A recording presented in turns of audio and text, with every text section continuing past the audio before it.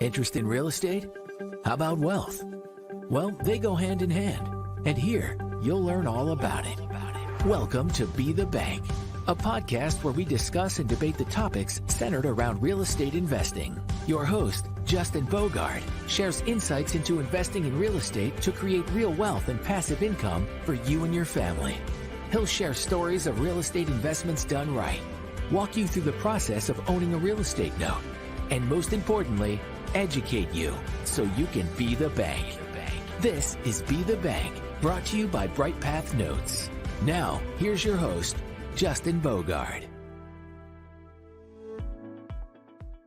Welcome back to another fun and exciting episode for Season 5, Episode number 2 of the Be the Bank podcast. I'm Justin Bogard, and today we are going to have Mr. Richard Thornton back on today, my business partner, and we will be discussing kind of having an interview about Richard, kind of get to know who Richard is, kind of his journey and his professional career, and how he ended up in my circle and my network, and how we are joining forces and going forward today. So stay tuned. You're going to like this.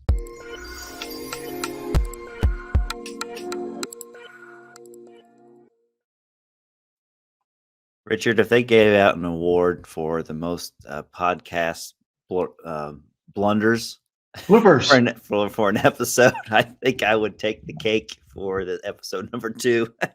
Nah.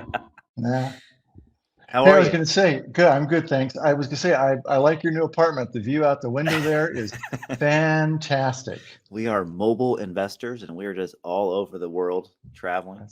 That's Speaking right. of all over the world, this is an early morning recording for me, and this is a late evening recording for you because you are actually 12 hours ahead of me according to our time zone differences. So, Okay. where are you today?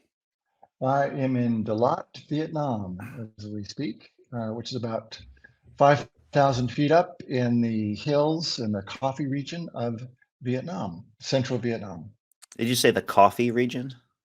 Yeah, Vietnam, most people don't know this, is the number 2 producer of coffee in the world. They didn't grow any of it before the French had their colonizing period here, but the French brought coffee and they found that the climate was quite conducive to growing it. And so now it's one of their biggest cash crops. Really? Okay. I did not know that as well. I'm sure a lot of our audience didn't know that. Maybe they did know that, and I'm just the one person that doesn't know about it. I doubt it. I mean, I didn't know it before this is our second time here, and we will probably come back throughout Asia. As you know, we've been to Thailand, Yeah. Cambodia, and all around. But we enjoy this part of the world. That's awesome. So I want to kind of learn a little bit about you. Obviously, we've been friends and business partners for a few years now, and I know you, but I don't really know your past as well. And this was a good opportunity for me to kind of get into Richard's kind of professional journey to how he kind of ended up where he is today with us, and how we joined forces and created a company called American Note Buyers, who's a A&B funds company. Mm-hmm. And so I assume you went to a college somewhere and you graduated and you kind of started your professional journey there. Like, what is that about, right? Or did you skip school because you were so smart and you went straight into being, Oh, I wish. the guru? Yeah. No, I was one of those overeducated people that Okay. kind of didn't know what he wanted to do and got a master's degree in urban planning, and then decided that I didn't want to be an urban planner, but I really did like real estate finance. And so I went back, got another master's degree from another university in Washington, D.C. In finance, and actually started out working for a large syndicator at the time. And was running numbers and doing analysis for different deals that we were doing. And that's how I got my start in real estate. Okay. So you got 2 different master's degree, one for urban planning and one for real estate finance. Is that correct? Correct. Okay. I had a little bit of a issue on my audio on my side, so I wasn't sure if it was the same on yours. This is what's cool about having you're halfway across the world from me, and we're still able to record and communicate via the internet. It's pretty neat. So Yeah, I found that the connections are pretty amazing. I think I've mentioned to you that throughout Asia anyway. And I know this is not so much the case in Europe, but Europe is more developed. They never had the hardwire systems for telephones and things like that we had in the US. Hmm. So they said and that's known as a legacy system. So they just said, well, let's skip it and let's just go to antennas and go to cell phones and high-speed wireless. So you can be 25 miles out in the jungle and still have 5 bars on your phone. That's pretty cool. And exactly. And so we have been in some pretty amazing places and been able to get very decent internet. That's awesome. Hmm. So what did you do after you worked for the syndicator? And how long did you work for the syndicator? Oh, I worked for the syndicator for a couple of years, and the syndication market started to fold after that. Give me a timeline. When was this? I don't mean to date you too much, but I kind of curious as to know what timeline this is. Yeah, no, I'm old and I've got gray hair, so that's fine. Yeah, no, so that was actually what was coming upon us at that point was 1986. Now, for most of you who don't know it, there was something called the 1986 Tax Act, Hmm. and Congress, in its infinite wisdom, had allowed all sorts of accelerated depreciation and things like that up to that point, to where it actually skewed the numbers on deals so badly that people were investing and they were getting such a savings in taxes that they were basically had no investment after 5 years. So Wow. Congress said, wait, this is way too much. And they changed the whole tax law. And what that did was that caused a huge debacle in the market. Okay. It caused the savings and loan crisis. It meant that a lot of people went under, a lot of companies went under because they all were suffering what's called phantom income, where they had to declare all of those write-offs as income. And guess what? They didn't have the money to pay up. So it was a huge disaster. And so at that time, one of the associates that I was working with and myself said, well, banking industry is going sideways, syndication's going sideways. Let's start our own lending company. Okay. So it took us over a year to get qualified, but we got licenses for Fannie Mae, Freddie Mac, and FHA loans. And I don't mean small residential, I mean large commercial. So the smallest loan we would do would be $10 million. Hmm. And it was mostly on large apartment complexes, 150 Okay. units up. And we started lending on that. The good news is that most of the REITs, like Equity Residential and what's now known as Avalon Bay and some of the other ones, were also just starting up. And Okay. didn't have credit ratings at that time. So now those groups are big enough, they go to Wall Street, they float their own debt, there's no big deal. But they couldn't do that then. So they had to turn to Fannie Mae and Freddie Mac to do deals. So we did a lot of large deals. I did portfolios of deals that ranged anywhere from 150 to $460 million at a time. Wow. One of my biggest clients had over 45,000 apartments nationwide, and we financed most of his portfolio as a private individual. Wow.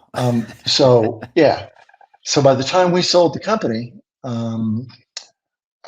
we actually had over an $8 billion portfolio. Now, the banks hadn't wanted to get into that business to start with, Yeah.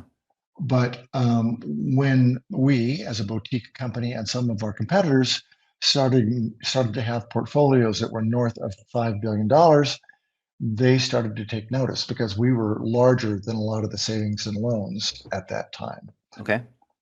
So they all got scooped up, and anywhere from about 1995 to 2000, they started to get scooped up, and we sold out our company in 2000. That was right when the dot-com bubble was happening, wasn't it? Right when the dot-com bubble burst. I was very fortunate that I had a non-compete for over a year, so they had to pay me Oh, whether I wow. worked or not. Yeah, so that was very nice. Yeah. But I went off and did some of my own syndications at the time, and actually turned to some of my clients and started buying senior facilities. So we'd go to Sunrise Senior Living or one of these larger groups. We'd buy a building for, say, $20 million. I would arrange an FHA loan for 15. I would raise 5 million with various partners. And we'd hold on to it for 10 years or something like that. That was the projected hold period. And we weren't part of the business. We just did a triple net lease to them because actually most seniors facilities have a 30 to 40% profit margin. Okay. And so it's really not worth it for them to own the real estate. This is like, most companies don't own cars, they lease them. Well, why? Well, because they can deduct the lease payments. Yeah. And they don't have to deal with the ongoing maintenance. So we would do triple net leases, and I did a bunch of those deals. And a little thing called the recession came along after that, and pretty much wiped out that market. I have a question. Mm-hmm. So these senior facilities, how big are they? Are you talking like a single family residence with multiple rooms available, or are we talking like an actual like a building, like a couple story building or a big commercial space? Well, we paid 20 to 25 million for each one of these. So it wasn't a home. That wasn't a home. No. What you're speaking to is what's called a board and care facility. Yeah. And those could be quite profitable. But no, these ranged anywhere from, I'd say probably 95 units to a couple hundred units, depending on whether they were skilled nursing facility, private pay, Medicare pay, assisted living, or whatever. Geographically, where were you guys mostly? Kind of all over. We had one facility in Hawaii, a couple in California. I actually just sold my last one last year, my last interest, and it was in Illinois. We had 3 or 4 of them scattered around the Midwest. So there was a big, I won't go into the details, but there was a lot of churches, the Lutheran church, the Baptist church, and they started their own nonprofit assisted living facilities. Okay. And the model that they had did not work. They had to redo that. So we ended up buying a lot of those facilities and redoing them. Okay. And it worked out. It was kind of a win-win for everybody. Nice. All right. So then what happened after the liquidation of your lending company? Yeah. And the various assets. And the various assets, yeah. So what did you get into then? So then I actually started making private loans, hard money loans, whatever you want to call it, because a lot of people were doing flips. And so I had a small fund. I had about $4 million that I was managing for people putting into various deals. I got out of that a little bit too early. I was kind of didn't want to get out of it. I'm sorry. I did want to get out of it. Right. I got nervous with the risk, is to be truthful about it. Where are we at with the timeline? At this point, we're about 2014 or something like that. 2012. So you were lending from early 2000s all the way up to 14. This is what we're talking about this time frame. Okay. Right. And so, well, yeah. So I was doing my syndications until about 2010, just right before the recession started, 2009, 2010. Okay. Whatever. And so then I had the other fund for about 4 or 5 years, and I got nervous and said, "Look, I'm handling other people's money here. I'd rather do stuff with my own money." Okay. And started doing my own flips. Okay. And so I did a bunch of flips throughout California, mostly the Bay Area. And as part of that and my hard money lending, I found out about notes. Okay. So when you were doing flips, were you pretty much going to auctions and buying your properties there? How were you doing your inventory compared to other flippers at that time? I never bought anything at auction. Okay. I still haven't to this date. I was fortunate enough, there was enough property that was had NODs, notice of defaults on them, and things like that various realtors knew about, and they just fed me product. And I hit the market just at the right time. I was making huge profits on it. This is before a lot of weekend flippers and got into it. And Yeah. there's all the shows and things like Right. that. But I did a fair number of those and got into investing in notes, and actually thought that investing in notes was a little bit safer because at one point the flip market in California actually paused, Yeah. and I had nine houses going at once. I had a $30,000 Oh, wow. a month debt service, and I got a little bit nervous for a while. Yeah. Yeah, that's a lot of flips. I've managed a few at a time before in my previous life, and it was a lot to handle, especially when you're trying to GC everything. I'm not sure if Yeah, you were trying to GC all of them or just you had I other had a GCs.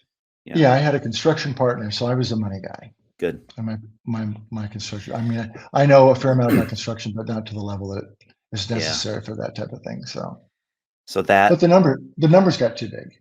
I yeah, mean, in California, when I got started, I could buy something for 300,000, put 100,000 into it, and sell it for $6,000 or $7,000. By the time 100,000. yeah, exactly. Sorry. By the time I got out of it, I was lucky if I could buy something for 5 or 600,000 Wow. and put 150 into it and make less of a margin. So Yeah. if I had wanted to go into the Central Valley or some place like that, I could have stayed in the game. But that's a 2-hour drive for Yeah. me, and you know, Yeah, I think that was around the time when flippers started to get squeezed a lot more, and I think it's mhm. continually been a squeeze ever since that 14, 15, 16 time frame. Ever so slightly, I think it's been more aggressive lately the last couple of years as far as a squeeze on their profit margins, which is why I don't see a lot of flippers compared to when I was getting into it in 15, 16 as there is Right. today. And that's one of the reasons I'm really excited about the product that we're offering different wholesalers Yeah. for their notes, because if we can help them increase their profits Yeah. and create good notes out of that, that's a good day's business for both parties. Yeah, it's a different way for them to think, right? They have to kind of think outside the box, and the ones that do a lot of transactions, they know about seller financing. They know how to sell a house on terms. They're not unfamiliar with it, but what they're not Hmm. familiar with is being compliant, right? And making the note as secure for them and the borrower as they can and compliant. And so that's one of the missions that we have now is going across to different states and hitting different real estate clubs and groups and kind of educating some of the wholesalers and getting them to know the right path to go down. Because if they wanted to sell this paper in the future to somebody like us, they're doing it in the best way that they can to make the most money that they can to be profitable. Because we aspire anyone to be the bank, right? We're not just trying to gobble up everything that we can. We want others to benefit from learning how to create wealth. So, Yeah, and in this case, I think uh, you and I haven't talked about this yet, but I'm talking right now to a developer, land buyer in Texas, mhm. who for the last 5 years has been doing nothing but buying land, parceling it out, and selling it off. He said he's probably got upward of 50 notes Wow. that he could eventually sell us. He would be perfectly happy with if we can't get him out completely, Hmm. taking back seconds on those. He'll take back seconds probably at 12% and create a wonderful little annuity for himself, Yeah. and be able to go on and have enough money to go out and do another deal. So that's a pretty good product. Yeah. So we have a first lien and we Hmm. have a second lien, and then borrower has a down payment. So we got three Right. things that make up the purchase price there, just for our listening audience here. And so that first lien, if it's sold, obviously the bulk of that wholesaler's money is going to be returned to them in the form of the first lien getting paid by a note seller, like a note buyer like us, and also that down payment. So they do collect a lot of money, and then they get that future cash flow as well with that second, because that second is happening at the same time. It's not like it's a stacked second to where it has to wait till the first matures and then the second kicks in. So that's Right. what we're talking about, is it's a simultaneous payment that the borrower is making on the first and the second mortgage. For those of you that haven't experienced that or been a part of that, that's what we're talking about. Right. And so I started doing, as you know, as you did also, doing notes Mhm. by myself under my own banner of American Note Capital. And that's gone fine. And actually, I'm still picking up deals as you are through Bright Path, although we're both sort of winding those down for the A and B funds, which we're now working on. Mhm. Um, but we've got a lot of good presence there, and I think one thing that uh, I didn't quite realize. I mean, I was working with a lot of other people when we had my mortgage company. I mean, at one Yeah. point we had over 70 employees. I'd never want to go back to that again, because managing 70 people is just way too much. It's like managing But 9 flips at the same time, right? yeah. But one thing I would offer, you're right, very much so. One thing I would offer to different people who are note investors, if they want to be in the game full time, get somebody to work with. I mean, I've Yeah. thoroughly enjoyed and do enjoy working with you. I think our skill sets match very well. I'm much more the big picture marketing guy, and you're very much more the operational purpose person. Both are extremely necessary, and I think you can get more done, a whole lot more done, as is evidence for the what we're doing now. I mean, what was our total count this last year for number of transactions we did, Justin? For 2022, we were close to just 50, I think, and we were only Hmm. in it together for about 75% of the year. So Right. we had done many transactions very quickly. Yeah, and I did probably 10 myself. I don't know for American No Capital. I don't know how many you did, Yeah. but I mean, we were busy, and Yeah. and we're both very busy right now as we're setting up the new fund.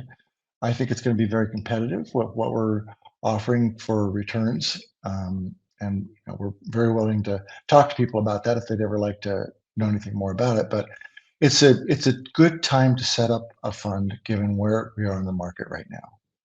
Yeah, I think we discovered, and we kind of touched on this a little bit earlier, about the squeeze for the flippers and the wholesalers has been ever so prominent these past 2 years, with the way real estate shortages have been across the country in different markets, and some are better than others. So we find that we have these journeyman flippers and these journeyman wholesalers that are staying true to what they want to do in their craft, right? And still do that sort of standard real estate investing. And then we have some of these other people that want to be in real estate investing, but they just don't have the time. They don't have the skill. They don't have the patience to actually set up a business to run, to be that flipper, to be that wholesaler. And their next option is, to be a passive investor and purchasing mortgage notes for their own portfolio, or even being part of a fund. It's definitely a strong option, and it's an option that more people are turned onto in this current market. Most of us are busy professionals, right? We have a current career, we have a family, and time outside of those two things is very minimal. And so it's hard to put in, as you put it so eloquently, the weekend warriors or the weekend flippers. Those people are very few, far in between right now. It's either you're full time or you're not. Right, right. And I think is somewhat the same for note investors. I mean, a Yeah. lot of people want to get into it, want to do their own deals, but they don't realize the amount of time it takes. And so I'm actually finding a number of the um, people that I've sold whole notes to Hmm. are coming back to me now and saying, "Gee, Richard, send me information on your fund. I'd just like to do that and just be completely passive." Yeah.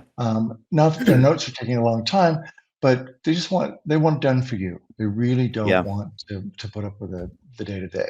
So we're good That with that. that is the I want to say the mission for most people right now is done for you. It's not that we're lazy. It's just that we don't have enough time in the day. We can't stretch a day more than 24 hours, right?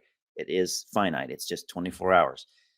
So that's what they have to discover, is like, how can I still make money? I understand I won't make as much money as I am as if I'm active, but my time is more valuable than that extra difference between what I could make and what I do make being passive, meaning if they can make, a 10 or 20% ROI on an investment being very active versus making 6 to 8% being very passive. It's like that difference in making the money versus the time that they get back, the several thousands of hours during the year. It Right. makes all the difference in the world. Yeah, and as actually we've talked about, if you go to probably both of our websites, um, we have what's called the 10-year model. hmm And if you do what we prescribe in that period, and take the proceeds from your notes, don't spend them Yeah. on anything else, and actually buy another note, you can more than double your money, your investment money in a 10-year period. Well, for those of you who are young enough out there, in your 30s or your 40s, something like that, that's quite attractive. Yeah. You can't say that about a lot of investments that are completely passive. Right. Exactly. So our new website, for those of you that want to check it out, it's anbfunds.com. Just go to www or just type in anbfunds.com in your URL browser of your choice, whether it's Google Chrome, Firefox, Safari. I don't even know what the other ones are now. It's the only three that I know off the top of my head, but I'm sure there's plenty out there. And check it out, read through it, and ask us questions about it. We're happy to provide any sort of feedback that you're looking for. And if you want to do different types of investments, feel free to pick our brain as well. We are a complete open book about what we've done, what we've experienced, and then what we have to offer too. If we can help at all, we'd be glad to do it. Right. And I should probably close the loop. Well, we teased people and told them that I was in Vietnam. We didn't tell them what I'm doing here. I mean, it's not like I live here all the time. That's true. Right. You just pick up and left. You're like, Vietnam That's this right. month, That's Tokyo right. next Well, month.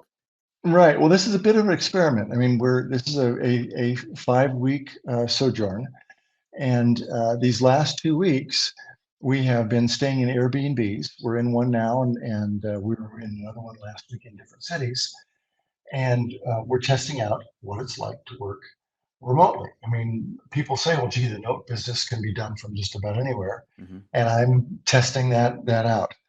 And it's working. I should say you have to adjust your hours. Justin has been have to be flexible with me in terms of when to do things and when to have phone calls and things like that. Yeah. But it's actually working pretty well. It is. It kind of forces our communication to be less phone calls and more descriptive, messages, as far as whether they're text messages or emails or using our Microsoft Teams programs to get the point across. And I think sometimes it cuts down on some of we want to call them the chatty Cathy chatter, that we may have when we get on the phone, because then we can kind of get back to our ways of kind of getting off track pretty quickly. So that's one positive to it. The negative to it, the drawback is, there is a large time zone difference, Right. which also works to our advantage because we can be open 24 hours a day. Because when I am nighttime here and sleeping, you're full awake in daytime for you. So it's almost like it's a 24-hour operation when you have that 12-hour time. So you can look at it a couple different ways. Yeah, I mean, there are some times when you have to put up with some things like I think you did last night, and you were getting some text from me at 11 o'clock at night going, saying, "Richard, enough already." But, I mean, let's look at it this way. We got a website launch. We've got quite a few systems set up. We're setting up a buy-side website right now. We'll probably have it done in the next 2 weeks.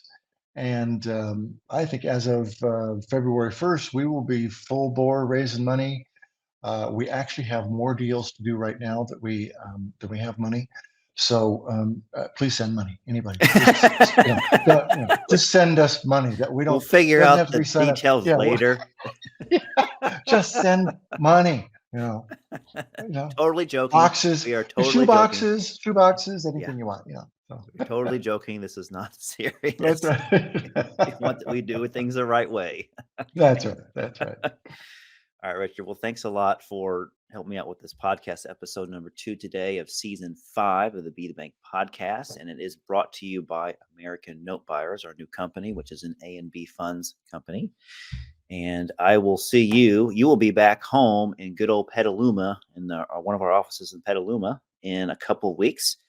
So enjoy the rest of your time in Vietnam and any other countries or cities that you're visiting.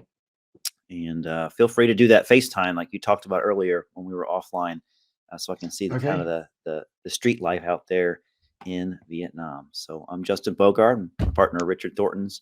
Don't forget to check out anbfunds.com, our website, and get more information about what we're doing together. Until next time, see you guys. Bye.